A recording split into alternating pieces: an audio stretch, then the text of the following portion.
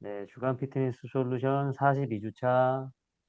제목을 일단 기능성 트레이닝이라고 지었는데, 트레이닝의 어떤 특정 관점을 가지고 어떤 식으로 하는지에 대한 걸 중점적으로 말씀을 드리려고 해요. 먼저 오늘 강의를 진행하게 된 이유는 뭐냐면, 제가 이제 야구 선수분들을 많이 수업하진 않아요. 이제 뭐, 거의 일반인 분들이 대부분인데, 근래 이제 그 선수를 이제 꿈꾸는 중학생 이제 야구 선수가 왔는데 그 친구 수업을 준비하고 평가를 하면서 이제 여러 준비를 하고 거기에 대한 이제 그 관점을 조금 설명드리고자 이번 강의를 준비하게 됐습니다. 그래서 이런 내용들이 선수 트레이닝을 하는 분들한테도 일부 도움이 될 수가 있고 또 일반인 분들을 지도하는 분들 중에서 필라테스 선생님들이면은 거기서 제공하는 어떤 흔한 운동들 같은 게 있을 거고, 또 트레이너분들이라고 한다면은 뭐 웨이트 트레이닝, 프리웨이트, 흔히 많이 하는 것들이 있잖아요. 근데 개인적으로는 그런 것들을 하긴 하는데 항상 이제 다른 훈련들을 많이 시켜드리고 싶었어요. 그래서 여러 가지 소도구들을 활용해서 수업을 진행하고 있는데 어느 순간 제가 이런 수업을 구상하고 있는 데 있어서 그냥 이제 뭐 움직임이 다양하게 들어가면 기능성 트레이닝이지 않냐. 그리고 그런 움직임에 대한 부분이 실제로 어떻게 도움이 될 건지를 막 생각하고 나름 신경 써서 한 건데 아직까지도 정리를 하고 있긴 하지만 그러한 것들을 구성하는 데 있어서 좀 부족함이 있다고 생각하는 편이긴 합니다.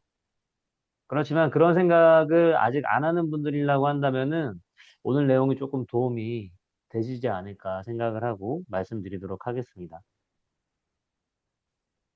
자, 야구 선수분이 만약에 딱 왔다고 가정을 해볼게요. 선생님들이 센터에서 이제 상담을 하고 이제 수업을 하게 되면 요즘에는 많이 그러지 않긴 하겠지만 흔히 어떤 식으로 하냐면은 두루뭉실하게 하게 되죠. 야구 선수니까 뭐 어깨가 튼튼해야 되고 뭐 코어는 기본이니까 당연히 좋아야 될 거고 또 다리가 잘 받쳐줘야 되니까 뭐 그런 트레이닝 하자라고 해서 그냥 이런 운동 하는 거죠. 코어 운동하고 다리 운동하고 어깨 운동하고 이렇게 하시는 분들도 되게 많을 겁니다. 그렇지만 이제 요즘 제가 인스타 같은 걸 보면 트레이닝 수준들이 너무나 많이 올라가 있고 또 사실 포스팅을 많이 하는 분들은 그쪽에 굉장히 전문성이 있고 자신 있는 분들이 많이 포스팅을 하다 보니까 보통 올라오는 분들을 보면 되게 전문적이긴 하거든요. 뭐 그렇지만 이제 아직까지는 또 그런 걸 안 올리시는 분들이나 그런 분들한테는 그런 것들이 좀 부족할 수 있다고 생각을 하고 그러면 일반적으로 수업을 맡게 됐을 때 그냥 그렇게 하게 될 수 있겠죠. 그리고 또 이제 수업 준비를 할 때 유튜브 그냥 찾아보고 이거 괜찮아 보인다 이렇게 시키고 뭐 저도 다 이렇게 했었죠. 자, 그리고 막상 시켜보니까 너무 힘들어하지 않거나 너무 힘들어하거나 또는 가동성의 문제가 전혀 다른 곳에서 나오거나 원하는 그림이 나오지 않는 경우가 또 많이 생기죠. 너무 쉽고. 이러면 안 되지만 안 해보고 시키는 경우도 많아요. 그냥 딱 머릿속에 집어넣고 이거 몇 개 이렇게 하자 그래서 그냥 시키고. 그리고 제가 옛날에 센터에 근무할 때 보면은 굉장히 다이나믹하고 힘든 것들을 많이 시키죠. 그리고 또 그런 것들이 어필이 많이 되고 다이어트 같은 것들이 한참 또 유행이었기 때문에 그런 것들을 많이 봤는데 대표적으로 점프 동작 같은 거. 근데 지금 생각해 보면 회원은 굉장히 힘들어하고 그 힘듦을 이제 좋아하시는 분들도 있긴 하겠지만 그 움직임의 패턴들을 보면 굉장히 좀 위험한 경우가 많았다고 생각을 하고 또 저 같은 경우에는 나이가 많은 분들을 많이 하는데 어, 좀 위험한 경우도 좀 많지 않았나라는 게 생각이 되네요. 센터에 근무할 때. 그리고 그냥 웨이트 트레이닝 시키거나 이런 경우가 많습니다. 근데 이제 센터를 방문한 그 대부분의 그런 선수분들은, 프로 선수분들은 센터 내, 그, 뭐야, 구단 내에 이제 트레이너분들이 따로 다 있으세요. 거기서 자체적으로 훈련을 하시고, 그렇지만 그럼에도 다른 데 가서 이제 수업을 많이 받으시거든요. 그러한 이유는 뭐냐면, 지금 내 문제에 맞는 어떤 훈련이 필요하기 때문에 그런 걸 이제 찾아다니시는 거죠. 문제가 또 해결이 되지 않고, 기존에 하는 것들로. 그런데 평가 기반으로 하는 게 아니라 그냥 이런 식으로 수업 구성을 한다면은 그 사람의 니즈에 맞지 않는 것뿐만이 아니라 효과적인 면에서도 당연히 떨어질 수밖에 없고 또 제가 이번에 맡게 된 이제 중학생이나 고등학생, 뭐 초등학생은 말할 것도 없고요. 거의 대부분 얘네들은 체계적인 훈련을 못 받아요. 뭐 당연히 트레이너도 없죠. 그 안에서 소수의 지도자들이 그냥 모든 것들을 해결하게 되는데 그러다 보면 무리한 훈련을 굉장히 오랫동안 해서 몸이 혹사당하고 망가져 있는 경우가 굉장히 많아요. 그리고 훈련량 같은 것들도 조절이 안 되다 보니까 성장기에 뼈의 변형이나 뭐 이 야구 선수 같은 경우에는 이 친구도 성장판이 뭐 파열됐다고 하는데 뭐 저도 거기에 대한 걸 잘 모르긴 하겠지만 뭐 이렇게 그 훈련하다가 다치는 경우가 엄청나게 많습니다. 그래서 이제 이런 사람들이 트레이닝을 받으러 왔을 때는 거기에 대한 부족함을 채워줄 수 있는 전문성 있는 수업이 굉장히 중요하겠죠. 자, 그 트레이닝의 목적 같은 경우에는 뭐 제가 생각했을 때는 뭐 이렇게 크게 두 가지로 나눌 수 있을 것 같아요. 부상을 예방해주고 또 지금 현재 기능보다 좋아지게 해주고. 근데 이제 야구 선수 수업에서 준비를 하긴 했지만 저는 이제 일반인 분들을 위주로 진행을 하고 있고 또 가장 많이 일치하게 가는 것들은 이제 일반인들 수업이에요. 뭐 지금은 그렇게 생각하진 않지만 옛날에는 일반인 수업이 더 어렵다고 느끼기도 했어요. 왜냐하면 선수분들 같은 경우에는 일단 운동에 대한 동기부여가 굉장히 남다르고 열심히 하지 말라고 해도 엄청 열심히 하기 때문에 나름 좀 편한 부분이 있다고 생각을 했고 또 그러다 보니까 뭔가를 했을 때 반응도 좀 빠르고 뭐 이렇게 생각을 했습니다. 근데 일반인 분들 같은 경우에는 막상 열의도 좀 적고 원하는 건 있고 해결 잘 안 되고 또 오래됐고 그러다 보니까 좀 어려움을 많이 느꼈는데 지금 생각해 보면 뭐 쉽고 어려운 거는 절대 정할 수가 없는 것 같아요. 다 각자의 고충이 있고 그러한 것 같습니다. 자, 그래서 여기서 제가 이야기를 좀 반전시켜 봤어요. 그러면 이제 야구 선수 수업을 할 때 저런 것들이 중요하다고라고 하는데 일반인들은 운동을 시킬 때 내가 중요하게 생각하는 건 뭔가 라는 걸 이제 해본다면 저는 이제 운동을 구성할 때 달리기가 잘 되는 몸을 만드는 것과 또 상지에서는 던지기가 잘 되는 몸을 만드는 걸 좀 중요하게 생각하는 편이에요. 그 운동을 조금 차별화되게 생각하고 시킨다라고 한다면은 그 신체의 목적 자체가 조금 다르기 때문이지 않을까라는 생각을 일단 하고요. 센터에서 선생님들이랑 같이 지낼 때, 뭐 저도 옛날에 보디빌딩만 할 때는 갑자기 이제 어떻게 우연히 캐치볼 같은 걸 하게 되잖아요. 그럼 어깨가 아파요. 운동은 뭐 계속하고 근육도 엄청 크죠. 어깨가 아프고. 그리고 또 이제 그 체육대회 같은 거 한단 말이에요. 체육대회.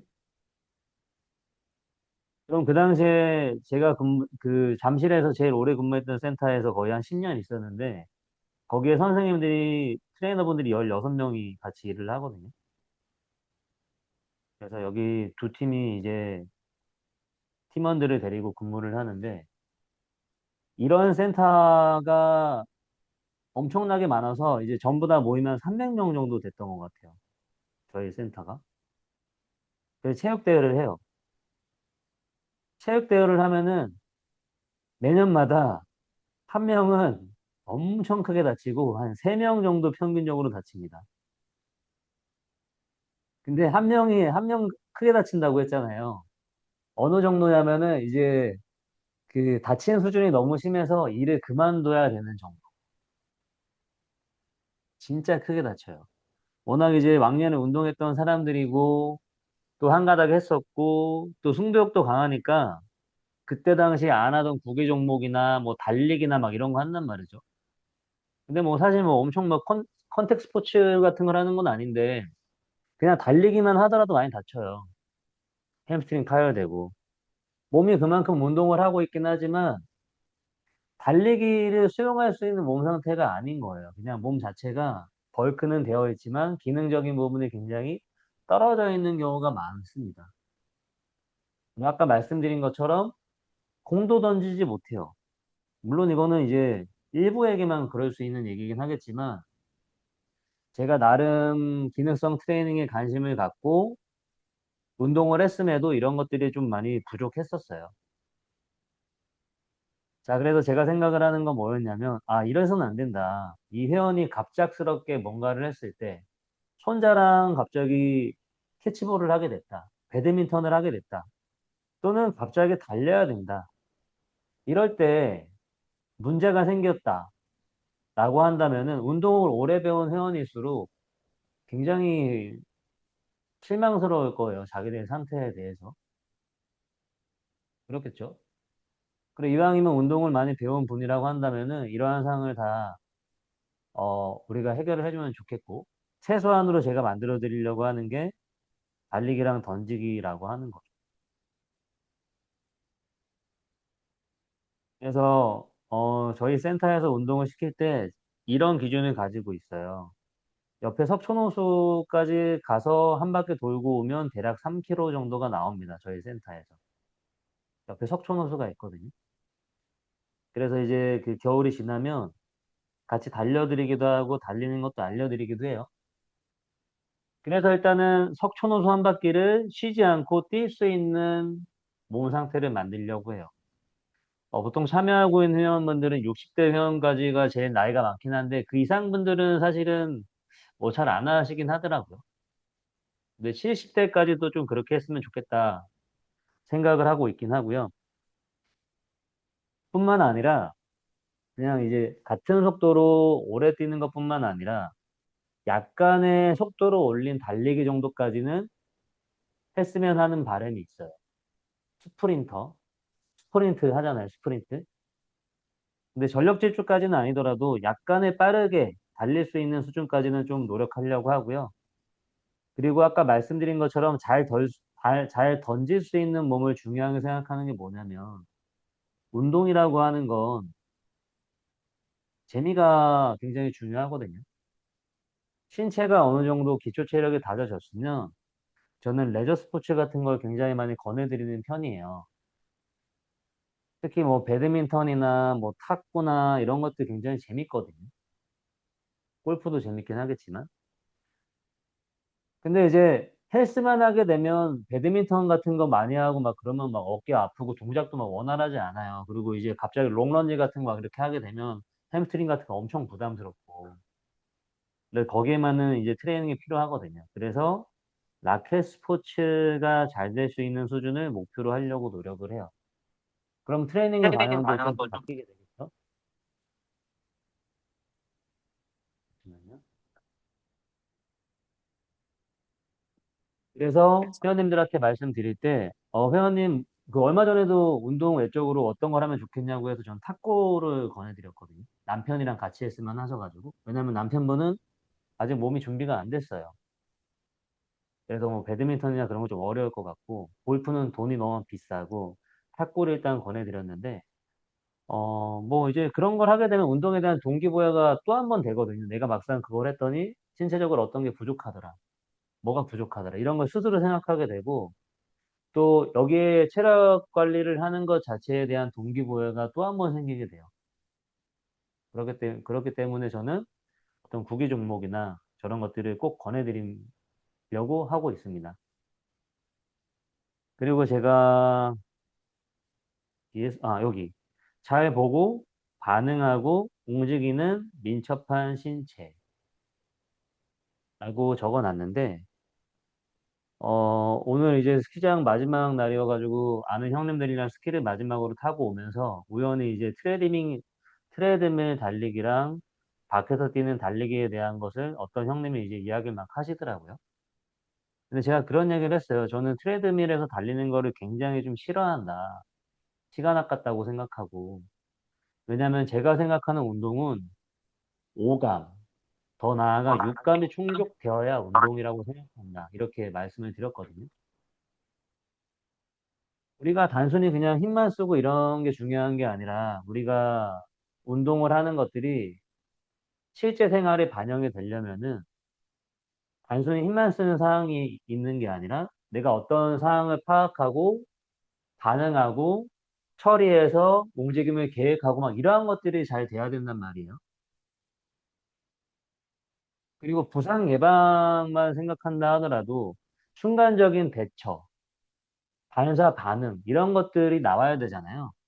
그러려면은 그 오감들의 그 감각 입력과 거기에 대한 출력을 통한 반응 이런 것들이 일어나는 게 굉장히 중요한데 10년을 운동했는데 헬스장 가서 오늘은 4단 꽂고 하고 내일은 5단 꽂고 하고 내일은 6단 꽂고 하고 한 7가지 운동 그냥 돌면서 그냥 사우나 하고 이게 절대 운동이 저는 아니라고 생각을 하거든요. 그렇기 때문에 제가 아까 그런 말을 했는데 실제 여기서 트레이닝을 할 때도 그러한 것들이 많이 충족될 수 있는 운동을 드리려고 해요. 자, 그래서 6가지 철학을 한번 생각해 보게 됐는데, 저는 무조건 평가 기반의 트레이닝을 하려고 하고요. 그리고 가동성과 안정성에 대한 걸 평가해서 당연히 확인을 하겠죠. 그래서 이러한 것들을 꼭 회복시켜 드리려고 하고, 물론 좀 어려운 분도 있긴 하지만, 필요하다면은 수업 전후로 가동성 평가를 통해서 나의 이제 수업이 거기에 긍정적인 영향을 줬는지 확인하는 편이에요. 그리고 일반적으로 기본 움직임 패턴이라고 하는 건 뭐냐면은 우리가 앉고 일어나고 일상생활에서 많이 하죠. 런지 동작, 앞으로 뻗으면서 뭐를 하고 한 다리 앞으로 뻗고 한 손 뻗고 막 이런 것들 하잖아요. 그리고 뭐 들어 올리고 바닥에 있는 거 주워 올리고 돌리고 뭐 이러한 패턴들 있죠. 걷고 뛰고 이러한 기본 움직임 패턴이 있어요. 거기에 대한 움직임이 효율이 좋은 동작들이 있죠. 그러한 동작들을 구두로 설명드리다라고 한다면은 체간 안정성이 견고하면서 팔다리가 잘 움직이는 그러한 상태. 그런데 그런 게 안 좋은 사람 같은 경우에는 동작을 할 때 체간 안정성이 깨지면서 몸통이 틀어지고 비틀어지고 한쪽은 이렇고 한쪽은 다르게 쓰이면서 관절이 특정 관절이 부하를 더 많이 받게 되고 공동적으로 협응하지 못하는 모습을 보이는 경우가 많잖아요. 뭐 움직임의 특성은 다양하다. 개인마다 뭐 다르고 뭐 이런 얘기를 하는 경우가 있는데 이 최소한의 이 7가지 움직임 패턴 내에서는 우리가 생각하는 이상적인 움직임이라는 게 있잖아요.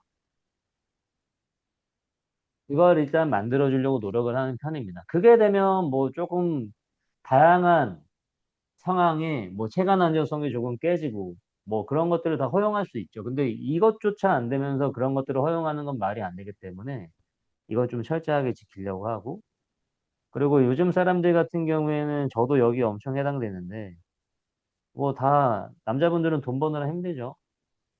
그리고 다 여자분들도 육아해야 되고 뭐 일도 같이 해야 되면 당연히 너무 힘들 거고 그냥 이 살아가는 삶 자체가 스트레스가 너무 많잖아요. 그리고 운동을 하러, 재활을 하러 오시는 분들 같은 경우에는 특히나 이 스트레스가 있는 분들이 엄청나게 많거든요. 또 이것 자체가 몸이 아픈 원인이신 분들도 굉장히 많아요. 제가 수업에 또 새서 죄송한데 내일 어떤 분이 컨설팅 수업을 하러 와요. 체험 수업을. 그런데 자기는 섬유근육통 환자래. 근데 이렇게 말도 안 했어요. 전신통증 환자래요. 그러니까 저가 전신통증이 뭔지 모르잖아요. 그게 무슨 말이지? 그냥 다 아프다는 건가? 섬유근육통 뭐 그랬더니 뭐 맞대요. 근데 자기가 그런 뭐 관련된 얘기를 너무 많이 들어서 뭐 일단 그렇대요. 그런데 그냥 내가 갈 테니까 마사지를 해줬으면 좋겠대요. 자기는 운동을 하면 몸이 아프대. 그래가지고, 아, 그러시냐. 근데 이제 굳이 그 마사지 같은 걸 원하시면 저희 센터를 오시려고 하시는 이유는 뭐냐. 그랬더니, 뭐 얘기 듣고 보니까 뭐 전문성이 아무래도 있고 뭐 그런 걸 원한다고 하더라고요. 근데 뭐 제가 거기서 또 얘기 더 하면은 안 될 것 같아가지고 얘기하지 말았는데, 그냥 그런 것만 받을 거면 사실 저한테 올 필요는 뭐 없죠. 마사지 전문적으로 하는 거 많이 있잖아요. 그래서 저도 뭐 내일 어떻게 될지는 모르겠지만, 일단은 마사지도 좀 해드리고 여러 가지 좀 해보려고 하는데, 이분이 일단은 통증이 있고 문제가 있다고 얘기를 했잖아요. 근데 대화를 하다가 보면 문자 같은 게 막 이렇게 오고 가잖아요. 굉장히 좀 이상해요. 이상하고, 아, 이거 쉽지 않겠다라는 생각 막 들거든요. 날이 막 곤두서 있어요, 사람이. 아무튼 뭐 어떤 얘기를 하려고 하는 거냐면은 많은 사람들이 특히나 아픈 분들을 보면 이 스트레스가 엄청 심하고 그로 인해 성격이나 이런 것도 굉장히 좀 바뀌어 계시고 문제인 경우가 굉장히 많습니다. 그래서 저는 기본적으로 호흡에 대한 회복을 굉장히 중요하게 생각을 하고요. 호흡은 우리가 확인할 수 있는 자율신경계의 상태를 볼 수 있는 굉장히 간단한 기능이니까요. 우리가 다른 검사를 할 수는 없잖아요.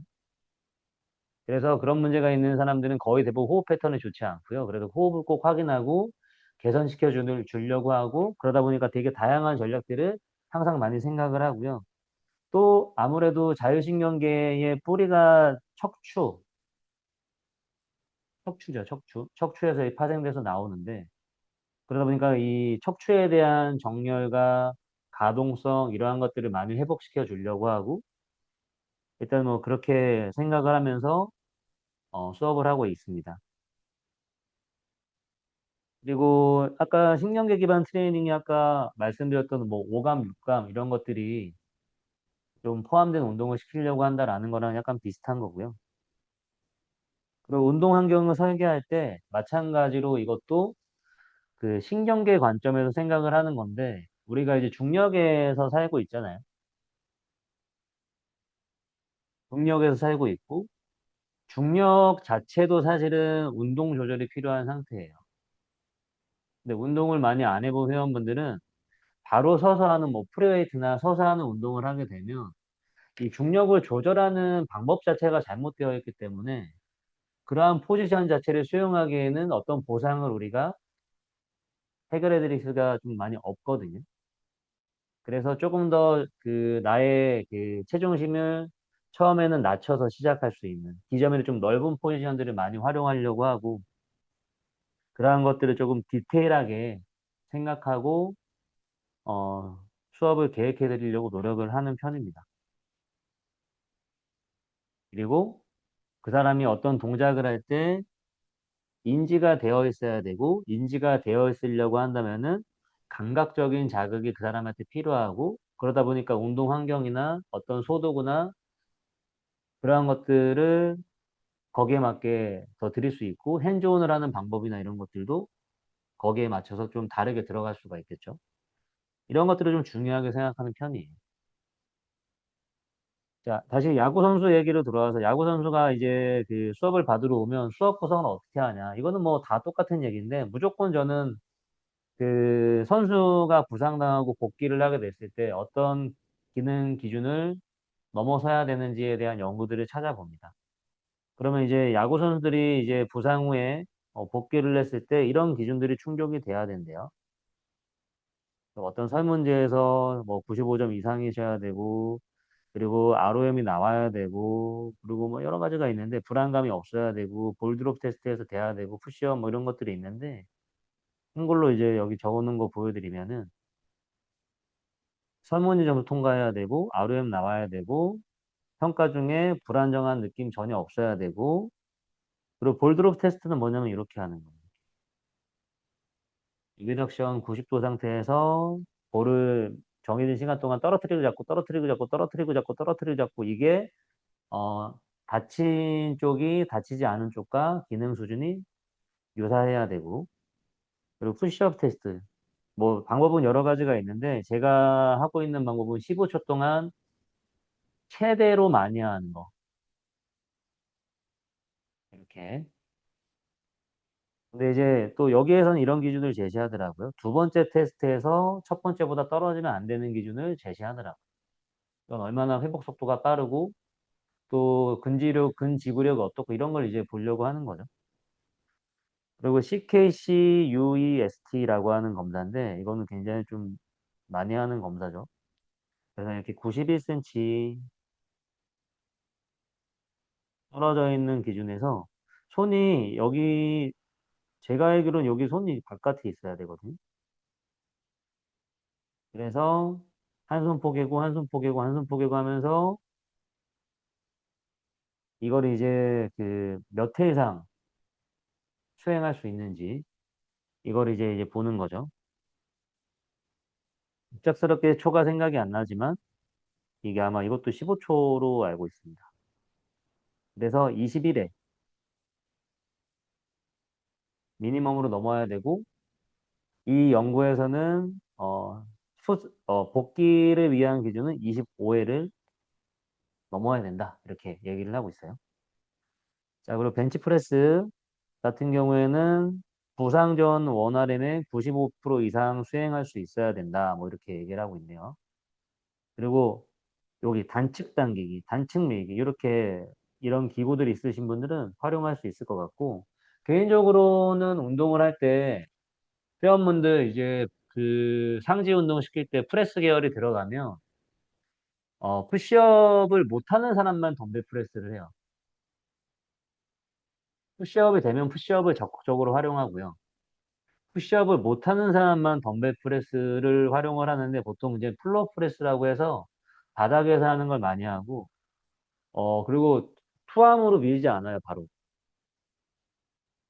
저는 절대 투암으로 바로 안 밀고 무조건 잘 괜찮은 쪽 먼저, 안 좋은 쪽, 양쪽. 이런 식으로 777, 666, 뭐 이런 식으로 하는 편입니다. 자, 근데 여기서 보게 되면 이제 밀기 평가할 때 멀쩡한 쪽에 비해서 얼만큼 다친 쪽이 따라갈 수 있는지 이런 걸 평가를 하잖아요. 근데 다치지 않은 분들 같은 경우에도 근력 차이가 나는 경우 굉장히 많고, 벤치프레스 같은 거 이제 현장에서 하는 분들 보면 한쪽만 이렇게 무너져 내리는 사람도 있잖아요. 이게 아마추어 분들한테는 이게 그냥 뭐 힘 빠졌으니까 한쪽에 당연히 딸려지 이런 거겠지만 지금 보시는 것처럼 부상을 당하지 않으려면 부상을 당하고 좋아진 기준이 어, 어느 정도냐면 그 문제 쪽이 괜찮은 쪽을 되게 따라와야 되잖아요. 그런 것처럼 트레이닝을 할 때도 무조건 양측성으로만 하게 되면 그런 것들을 해결하기가 힘들어요. 그래서 저는 그렇게 한쪽 한쪽씩 하는 거를 선호하고 그러면 시간이 너무 많이 잡아먹기 때문에 1, 2세트는 한쪽 한쪽 한쪽 한쪽 그리고 그 다음에는 양쪽 양쪽 이런 식으로 진행을 하는 편입니다. 로우 같은 경우에는 이제 한쪽으로 하는 거 마찬가지로 좀 많이 하는 편이고 자 근데 이제 트레이닝에 대한 걸 다 말씀드릴 수는 없으니까 오늘 말씀드리고 싶은 센터에서 하는 기능성 트레이닝 던지기가 잘 되는 트레이닝을 정한다라고 한다면은 요거를 조금 말씀드리고 싶어요. 근데 이제 던지기를 할 때 가장 큰 부하가 걸리는 구간이 이제 최대 외회전이 됐을 때 이때가 가장 큰 부하가 걸리거든요. 그리고 그 연세가 많을수록 그 가동 범위가 외회전 가동 범위가 굉장히 줄어들어 있는 분들이 많죠. 그래서 외회전하세요 하면 이게 안 나는 게 아니라 막 이렇게 하고 왜 이게 잘 안 되는 분들이 되게 많아요. 그리고 우리가 멀쩡할 때 그런 것들을 유지시켜주면 좋고 또 그게 돼야지만 우리가 그 회원이 레저 스포츠를 즐길 수가 있을 거 아니에요. 레저 스포츠? 라켓 스포츠. 자, 그래서 특히나 부족한 트레이닝 요소가 이 끝범위 훈련이에요. 끝범위 훈련. 그래서 제가 센터에서 조금 하는 것들을 좀 말씀드리려고 하는데, 흔히 이런 것들은 많이 보셨을 거고, 네, 이런 것들로 고부화를 하긴 좀 어렵고, 고부화를 할 때는 보통 이제 뭐 이런 AB 슬라이드 같은 거 많이 하죠. 이 할아버지 제가 우연히 유튜브에 찾았는데, 이 할아버지가 허리 통증이 엄청나게 심했대요. 협착증도 엄청 심하고. 근데 요거 하나만 파가지고 다 났대요. 이거 하나만 판 거, 이거 하나만. 아, 진짜 다 났대요. 근데, 좋은 것 같아요. 어깨에 큰 무리가 없으셨다면 지금 봤을 때 어깨 불기는 좀 있긴 하시지만, 진짜 이게 그 전면부 몸통 근육 활성에 엄청난 도움이 되거든요. 그냥 단순히 코어만 쓰는 게 아니라 전신 협응이기 때문에 이분이 나중에 일어나서 뭔가를 할 때도 이 상하지가 코어와 연관되는 그 상황들이 신경계에 이미 그 많이 들어가 있기 때문에 훨씬 더 좋았을 거라고 생각을 합니다. 아무튼 이 운동 활용하시면 좋을 것 같고 이 할아버지가 20kg짜리 지금 쌀을 올려놓고 있는 건데 여기서 끝나는 게 아니라 20kg 하나 더 올리고 해요. 이 할아버지가 이 센터에 있는 다른 할아버지한테 이 운동을 엄청 전파해가지고 같이 하는 멤버들이 있더라고요. 근데 너무 좋을 것 같지 않아, 이 운동? 어설프게 막 하는 것보다 이거 하나 하는 게 낫겠어요, 진짜로. 그리고 뭐 이렇게 원암으로 하는 것도 봤는데 이거는 뭐 제대로 했을 때 좀 효과가 있을 것 같고 사실은 회원분들은 이렇게 하는 거 쉽지가 않죠. 견갑각은 빡 올라옵니다. 이거 잘못하면. 자, 뭐 좀 쉽게 할 수 있는 것 중에 가동성이 어느 정도 회복이 되면 그냥 이런 론 무어 운동 같은 거 좋아요. 근데 지금 다리 세팅을 처음에 하는 거 보세요. 다리 대각선 45도, 90도, 그 다음에 앞다리로 체중 이동하면서 내리기. 그러니까 전신이 잘 협응하게 하는 그런 패턴의 운동이잖아요. 그리고 90도로 처음에 세팅을 팔을 딱 알려주시고 이렇게 돌아오서 오세요라고 해야지 뭐 다 처음부터 이렇게 뒤로 이렇게 해버리면은 그냥 난리 나요, 회원분들은. 막 팔 이렇게 하고. 그냥 이렇게 돌아오세요 하고 치라고 해도 알아서 뒤로 가거든요. 몸통이 뒤로 내렸다가 들어올 때. 그렇기 때문에 초기 세팅을 저렇게 하시고, 진행하시면 끝범위에 대한 근력 훈련으로 조금 도움이 되실 것 같고요. 근데 여기에 대한 훈련을 제시하는 이유가 있어요. 아, 그리고 요것도 하나 더 설명. 뭐 꼭 여기서 이렇게 할 필요는 없는데, 그 암워킹 아시나요? 암워킹? 이렇게 걸어가는 거? 이 할아버지가 하는 것도 암워킹 같은 거예요. 이렇게 막 돌아오고 일어나고, 걸어가고 이런 거 아시죠? 암워킹. 푸시업 자세에 손이 더 갔다가 돌아오고. 뭐라고 설명해야 되냐?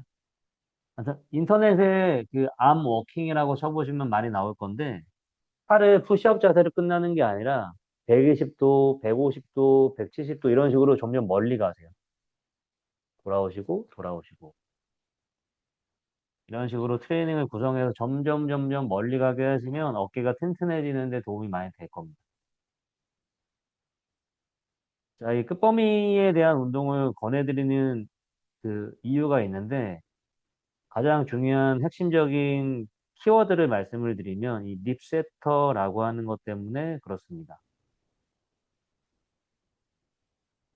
자, 많은 사람들이 어깨 관절의 그 주변 그 조직들이 많이 상해 있죠.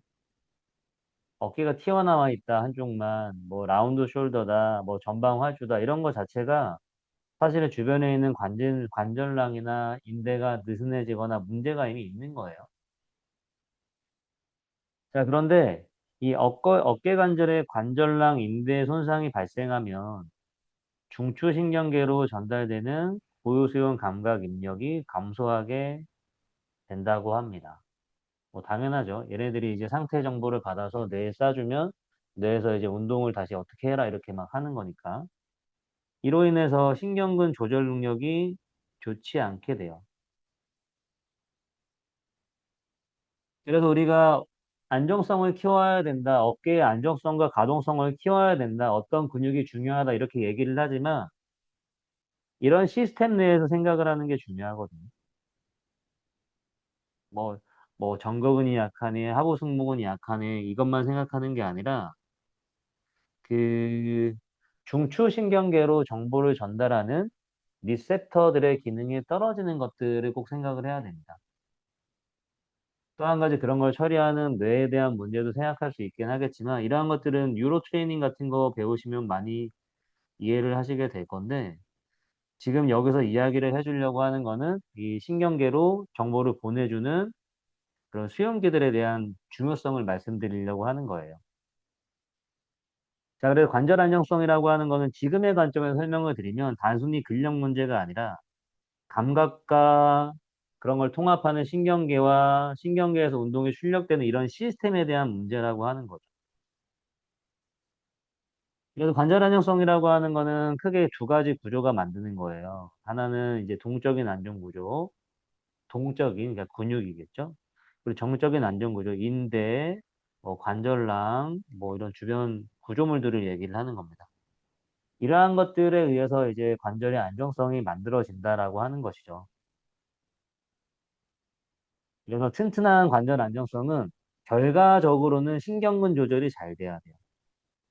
신경근 조절이 잘 되려면 이런 조절에 필요한 감각 정보가 풍부해야 되고, 그런데 그러한 감각 정보가 관절랑, 인대 주변, 관절 주변 구조물들에서 나오는 건데, 이런 것들이 이미 고장나 있고, 또 부상으로 인해서 그런 감각 입력이 많이 감소되어 있고 변화되어 있다라고 하는 거죠. 그래서 우리가 하는 트레이닝은 그런 것들을 회복시켜주고 활발하게 만들어주는 게 중요해요.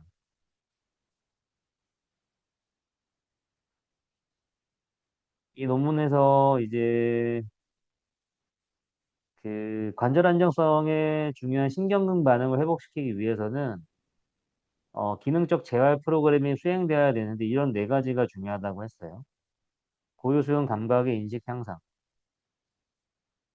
동적 안정성의 촉진, 뭐 준비성, 반응성, 근활동, 미리 경험한 걸 토대로 내가 뭔가를 하는 것, 또는 어떤 상황에 반응해서 내가 뭔가를 하는 것, 이런 것들을 얘기하는 거고요. 그리고 기능적인 활동이 적용돼야 된다. 흔히 스페시픽 트레이닝이라고 하는 이 사람이 많이 하려고 하는 활동에 대한 것들이 감안돼서 훈련이 제공돼야 된다라고 하는 거죠. 자, 어깨 관절에는 인대 구조 내에 신경 종말이 존재한다고 보고가 됐대요. 근데 여기서 좀 중요한 게 나오는데 어깨 관절낭이나 인대 구조가 중요한 감각 수용기인데 중간 범위에서는 느슨하대요. 근데 중요한 건 얘들은 최대 변형이 발생할 때 많은 정보를 받고 머리를 쏴준다라고 합니다. 근데 그게 외전이나 외전. 그래서 이 관절이 이렇게 휙 늘어나고 압박되고 쪼일 때, 팽팽하게 될 때 기계 수용기가 많이 자극된다라고 합니다. 중간 범위에서 보통 잘 안 아파요. 팔이 뭔가 올라가고 끝범위로 가려고 할 때 보통 다 아프죠. 그리고 던지기를 하려면은 그런 이제 범위가 크게 막 이렇게 움직여야 되다 보니까 아무래도 더욱 중요합니다. 자, 그래서 이런 그 리셉터를 어떻게 활발하게 해줄 것인가 라는 트레이닝에 대한 제가 아이디어를 드릴게요. 이거는 제가 그 어떤 벨기에 박사님, 무슨 기도 선생님이라고 하는데 이분이 메이저리그의 재활 쪽으로 굉장히 유명하신 분이에요. 그래서 이제 이분이 수업을 세 개로 나눠서 알려줬어요. 인터로, 익스터로, 프로프리오. 그리고 이 세 가지의 파트로 어떤 운동을 구성하는지를 이제 알려주셨는데 이거는 엑스트로셉터에 의한 수용기 활성화를 최대화시키는 그런 운동이에요. 무게가 이렇게 있잖아요. 네, 신체 외쪽 무게가 이렇게 있고 무게에 반응해서 내 이제 수용기들이 액티베이션 되는 그런 운동인데 지금 팔의 위치를 한번 봐보세요. 아까 말씀드린 외전, 외전, 그리고 끝범위, 그리고 중량이 추가가 돼 있잖아요. 근데 저 중량이나 범위를 엄청 계속 넓히는 거예요. 근데 해보지 않으면 사실 감이 좀 없는데, 해보시면 굉장히 좋습니다. 어깨 재활 운동을 할 때 어느 일정 이상 못 올리는 경우가 굉장히 많거든요. 그냥 뭐 회전근개 운동하고, 뭐 월슬라이드 같은 거 하고, 그냥 뭐 그 다음에 그냥 프리웨이트 하고 거기서 끝나는 경우가 많은데, 그렇게 해가지고는 공 던질 때 이렇게 편하지 않아요. 네, 이러한 운동이 추가가 되게 되면 훨씬 더 좋아지실 거고, 또 제가 이제 꽂아놓고 수업 중간중간마다 이렇게 이런 것들 좀 많이 하는데, 저렇게 되면 아까 말씀드린 것처럼 기계 수용기 자극이 최대화된다라고 했잖아요. 그래서 어깨가 엄청 짱짱해지고 주변 근육이 펌핑이 팍 됩니다. 한 번 하시면. 응축성으로 일을 하면서 엄청나게 또 회복에도 도움이 되고, 액티베이션에도 도움이 되고, 엄청나게 좋고, 라운드 숄더 막 있다고 고민하시잖아요. 라운드 숄더 있고, 그래서 뭐 그냥 뭐 벽에서 스트레칭하고, 그냥 로우하고 거기서 끝내는 게 아니라 이런 운동 같은 거 넣잖아요. 아, 엄청 좋아요. 그러한 순서를 가져가시면. 그냥 냈다 하는 건 아니에요. 뭐 어깨 바로 아픕니다. 그래서 뭐, 두루두루두루두루 좋다. 그리고 이제 그 끝범위에서 빠른 플라이 수축 이완 반복 운동을 하는 게 장점으로 언급되는 게 뭐냐면, 감각 운동 기억 상실증을 얘기를 많이 하죠. 우리가 문제가 있던 부분에 상태를 보면 막상 쓰려고 하는데 자극을 잘 못 느끼고 힘이 딴 데 들어가고, 이러한 것들이 이제 감각 운동 기억 상실증이다 이렇게 얘기를 합니다. 그런데 우리가 그럴 때 로컬 머슬 트레이닝들을 많이 해요. 근데 그렇게 하게 되면 여전히 부상이다 회복이 안 되는 경우가 많은데, 그 정도 선에서 끝내가지고는 감각 운동 기억 상실증이 해결됐다라고 보기가 어렵고, 빠른 수축 이완 반응 운동까지 해야 좋아진 걸로 생각할 수 있다라고 해요. 그래서 이렇게 이런 플렉시바를 가지고 약간의 이제 끝범위에서 막 흔들게 하게 되면 확실히 문제가 있는 쪽이 엄청 못합니다. 그래서 그런 기능까지 하는 트레이닝을 생각해 보시면은 좋을 것 같습니다. 자, 그래서 오늘 강의는 이렇게 마무리하려고 하고요. 오늘 그 말씀드렸던 운동들 되게 좋아요. 그 센터에 하고 계신 분들은 그냥 똑같이 하시면 되고, 안 하고 계신 분들 같은 경우에는 이러한 방법을 추가해서 해보시면 정말 많은 도움이 되실 거고, 나부터 일단 해보시면은 좋을 것 같습니다. 자, 이번 주도 고생 많으셨고요. 주변에 또 저희 채팅방 소개해 주실 분 있으시면은 많이 이야기 좀 해주시고, 다음 주에 또 좋은 내용들로 찾아뵙도록 하겠습니다. 고생하셨습니다. 안녕히 주무세요. 랜드마인이 편해요.